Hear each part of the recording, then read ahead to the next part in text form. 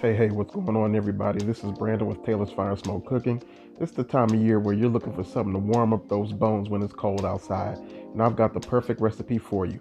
45-minute stew. It's very easy. Let's get into it. All right, guys, what I've got here, I've got a 3-pound chuck eye roast that I'm going to break down into stew meat. We've got some sliced carrots.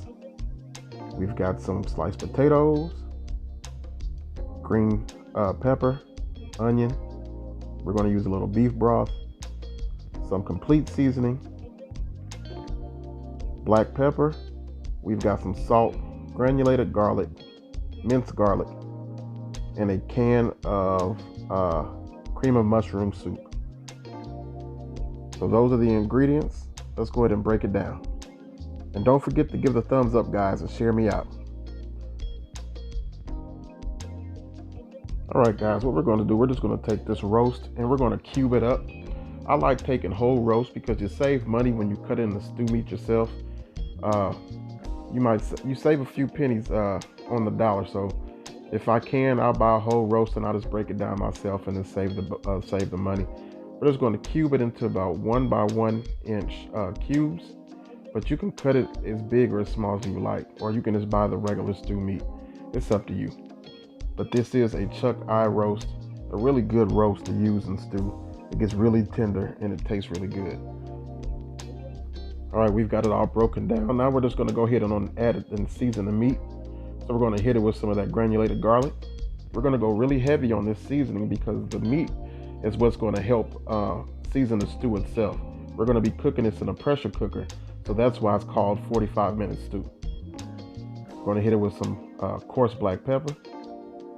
And of course, we're going to go with some coarse sea salt. Now, don't be too shy with it. Mix it up. Make sure it's all coated. Then we're going to go in with another layer of seasoning again, just to make sure that we have every piece of this meat coated with the seasoning. Again, be sure to get all the meat coated with seasoning. We're going to go hit it with some more salt and let's repeat the process. All right, what I've got here, I've just got some seasoned flour. We're going to bread this meat and then we're going to brown it on all the sides. So you want to brown your stew meat. And I'm going to use just a shallow pan of oil just to get a nice little brown. And we're not trying to cook it all the way through, but we are just trying to brown it on all sides. All right, guys, you see how it's looking? We've got it nice and golden brown on all the sides. We're just going to finish up this meat. I've actually got some going in the pressure cooker itself too, and then some in the pan just to try to speed up the process. But like I said, you just want a nice golden brown on all the sides if you can. That's going to help with the gravy when we make it, as well as searing in that flavor to the meat too. All right, we've got the meat all browned up and we've got our pressure cooker all heated up. Now, I don't have one of those fancy InstaPots like probably most of you had. This is an old Wolfgang Puck pressure cooker that we've had for years, but it still works great. So that's what we're using. So all I did now, I just seasoned up those carrots and potatoes with some of that complete seasoning. And we're just going to add that into the pressure cooker. We're going to layer everything in there since the pot itself is not the biggest. So we have some meat at the bottom, and we're going to layer in some of the potatoes and carrots. Then we're going to layer in some of those onions and green peppers as well. And we're just going to repeat that process until we get all the veggies and stuff in there, as well as the meat. Just layer it on up, y'all.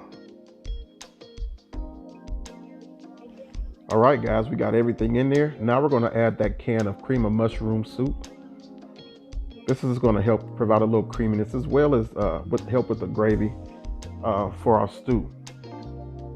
Then we're going to put in our beef broth next. All right, we're going to put about 2 cups of this beef broth in the pot as well. And you have to remember too, the meat is also going to produce some liquid for the stew. So you don't have to put a ton in there, but you do want to put some. Again, guys, if you could please give me a thumbs up. I'd greatly appreciate it. And share this video out. It's that time of year. Everybody needs a good stew recipe. Now we're going to go ahead and add in our minced garlic. We're looking at about a tablespoon and a half of this minced garlic. I just love garlic in the stew. I think it adds a huge amount of flavor to the stew. Then we're going to hit it again with some of this complete seasoning. We're going to go pretty heavy with that complete. I just love the flavor it adds. And like I said, it's not high in sodium. So a little bit more of the kosher salt on top. A little more black pepper. And we're just going to give it a good little mix as best as you can. But once you start cooking it, all this stuff is going to break down. It's going to marry together. So you don't have to worry about getting it completely incorporated. It'll kind of do it on its own once the pressure cooker really gets rolling. And we're just going to add just a little bit of water. Get the rest of that seasoning off of that plate.